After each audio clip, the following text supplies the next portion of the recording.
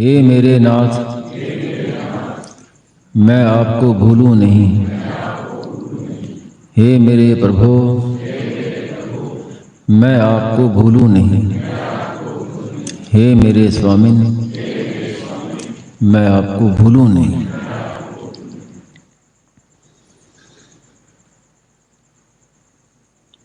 आज स्वामी जी महाराज ने बहुत ही सुगमता से साधन मार्ग का वर्णन किया, सार बात।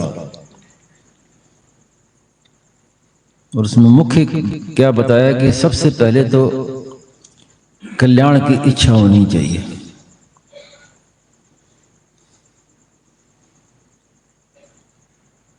जिसको लगन कहें, कल्याण की इच्छा होती है जब मनुष्य दुखी होकर अब चाहता है कि मैं दुखों से छूट जाऊं, सदा के लिए सुखी हो जाऊं, जन्म मरण से रहित हो जाऊं, या भगवान की प्राप्ति हो जाए, भगवान के दर्शन हो जाए। तो यहाँ से इसे सबसे पहला ये स्तर है साधना का। उसके बाद फिर दो बातें बताई कि मैं भगवान का हूँ, भगवान मेरे हैं, और मैं संसार का नहीं हूँ, संसार मेरा नहीं है।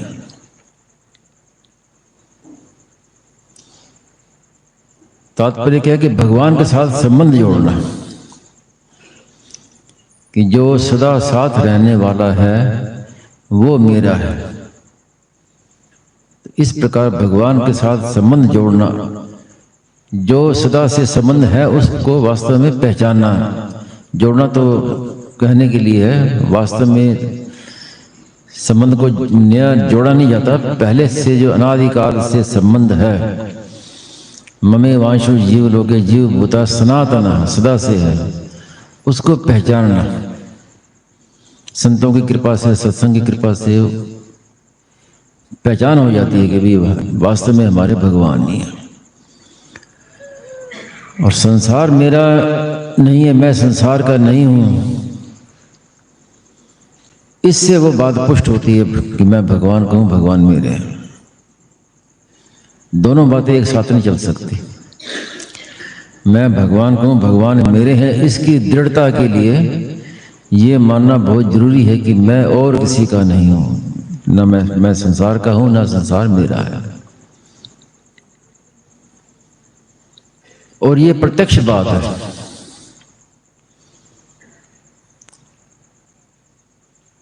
प्राय व्यक्ति ये कहते हैं कि भगवान को किसने देखा है, भगवान तो हमें दिखते नहीं है, मानने में उनकी बैठती नहीं है बात।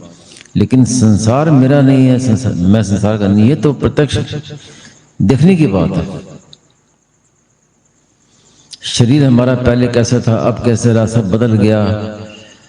आज का दिन कल में चला गया, कल है वो आज आ गया, सब कुछ बदल रहा है। इसको कोई मना नहीं कर सकता कि हम नहीं मानते। भगवान के लिए तो कह देंगे कि भगवान तो दिखते नहीं, हम कैसे माने। एक बार स्वामी महाराज से किसी ने कहा कि भगवान दिखते नहीं, हम भगवान को कैसे माने। तो स्वामी महाराज ने कहा कि मेरी तो समस्या ये कि संसार को कैसे माने। आप कहते हो कि भगवान को कैसे माने, मैं कहता हूँ संसार को कैसे माने। जो प्रतिक्षण एक क्षण के लिए भी स्थिर नहीं रहता, प्रतिक्षण जा रहा है, उसको कैसे माने। कल का दिन था वो बताओ कहाँ गया, दिखाओ। और अभी का जो समय है ये भी चला जाएगा, वापस दिखाओ लाके। वर्तमान सामीप्य, वर्तमान वद्वा। वास्तव में संसार वर्तमान है ही नहीं। कहने के लिए भूत भविष्य वर्तमान कहते हैं, वास्तव में वर्तमान जो है वो केवल भगवान ही वर्तमान है। वास्तव में संसार तो वर्तमान है ही नहीं, जा रहा है, निरंतर बह रहा है। उस बहते हुए को कह देते हैं कि वर्तमान है, वर्तमान नहीं है संसार। तो क्या बताया महाराज ने कि भाई संसार की सेवा करनी है। ये नहीं कहा कि सब छोड़ के साधु बन जाओ, एकांत में चले जाओ, ये नहीं कहा। सेवा कर। सेवा क्यों करनी है कि जो कुछ हमें मिला है, शरीर भी हमारा नहीं है, वो भी संसार से मिला है। और जाते हुए इसको भी छोड़ के जाना है। तो जिसकी जो चीज है उसको सौंप दे। जिसको दूसरी शब्दों में कहें कि ऋण से मुक्ति। हमने संसार में आए हैं तो सब कुछ लिए ही लिया है, हमारे पास तो कुछ था भी नहीं, तो सब लिए ही लिया है, तो हमारे ऊपर उसका ऋण है। इसको संतों ने कहा है कि ये प्रकृति का ऋण है, प्रकृति का ऋण। प्रकृति का ऋण चुकाना, इसी का नाम मोक्ष है, मुक्ति है। मुक्ति का मतलब क्या है कि ऋण चुक गया।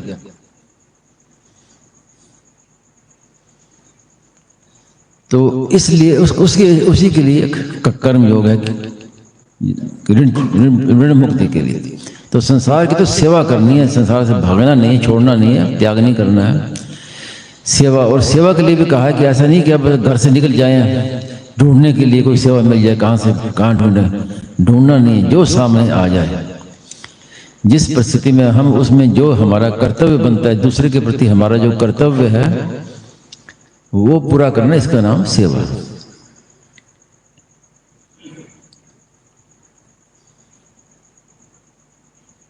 तो इससे क्या होगा, इसमें संसार सेवा से क्या होगा, संसार का माना हुआ संबंध मिट जाएगा और भगवान को अपना मानेंगे कि मैं भगवान का हूं, भगवान मेरे हैं, तो भगवान में प्रेम हो जाएगा। अर्जुन ने गीता सुनी और अंत में भगवान ने यही कहा कि सर्वधर्मान परित्यज्य मामेकं शरणं व्रज।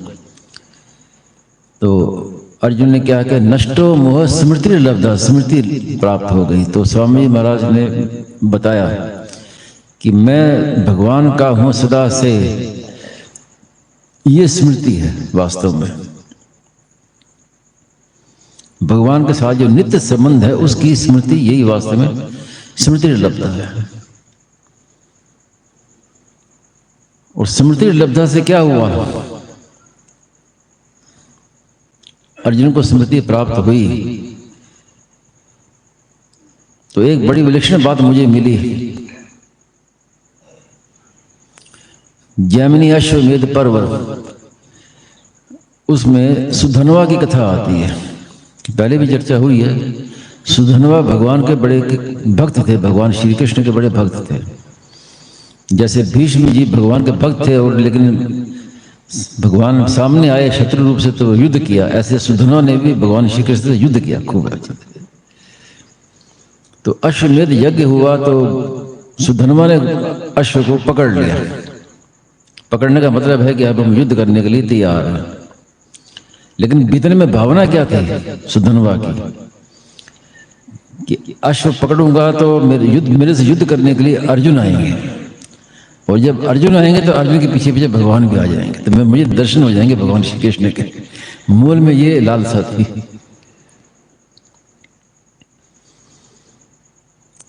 तो अर्जुन आए युद्ध करने के लिए।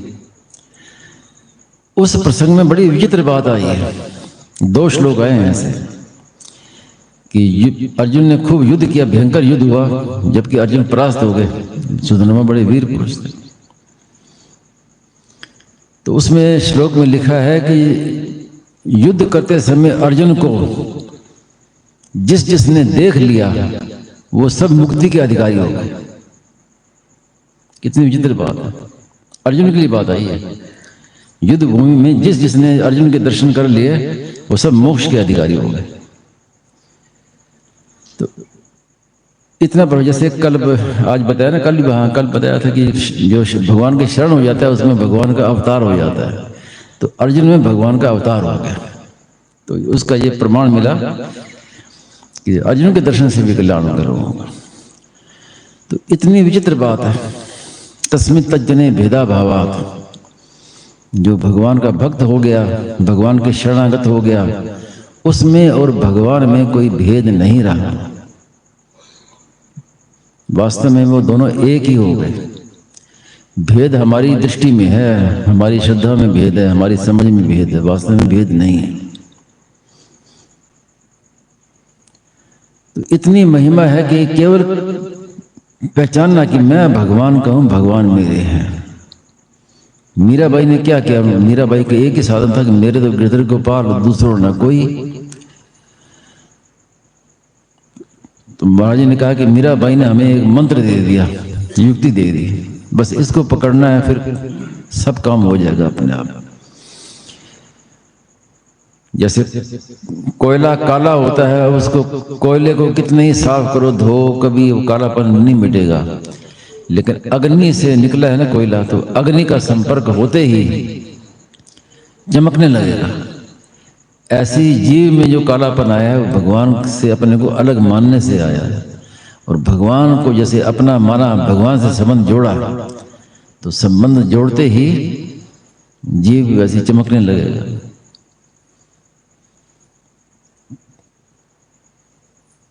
ऐसे चमकेगा कि दूसरे का भी उद्धार करने वाला हो जाएगा।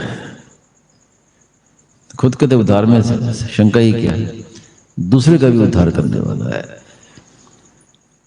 इतनी महिमा आई है कि जो भगवान के भक्त, जो संत महात्मा हैं, जो भगवान के भक्त हैं, उनके दर्शन से, उनके स्पर्श से, उनकी शरीर को स्पर्श करके बहने वाली वायु से कल्याण हो जाता है लोगों को। कितनी महिमा है।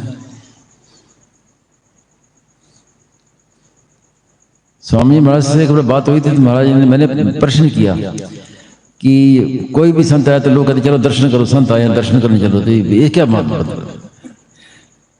ये क्या बात हुई, दर्शन करने चलो, दर्शन करने चलो। तो महाराज ने कहा कि दर्शन करने जाएंगे तो उस महापुरुष की दृष्टि जो है ना, सर्वभूत हिते रता की, उसकी दृष्टि हमारे पर पड़ेगी, उससे लाभ होगा, हमारा उसका हित होगा। इसलिए दर्शन का महत्व है। और उसमें भी महाराज ने कहा कि ज्ञानी महात्मा के दर्शन का उतना नहीं जितना भक्त का दर्शन का महत्व है। तो अगर कोई भक्त हो, उस भक्त संत दर्श जीवी पातक टरेगी, तो ऐसा भक्त के दर्शन का भी इतना महत्व है। तो कितनी विलक्षणता आ गई, कितनी विशेषता आ गई कि जो भगवान के साथ संबंध हो गया तो वो सबके साथ सबका कल्याण करने वाला हो गया। जैसे पारस है, वो लोहे को सोना बनाता है, लेकिन पारस नहीं बनाता। वो संत के संग में आके संत बन जाते हैं, संत बनाते हैं। वो संतों की कृपा बड़ी विलक्षण होती है, भगवान की कृपा से भी विलक्षण।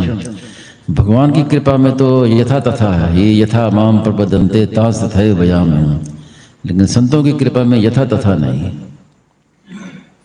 ये विशेषता है संतों की।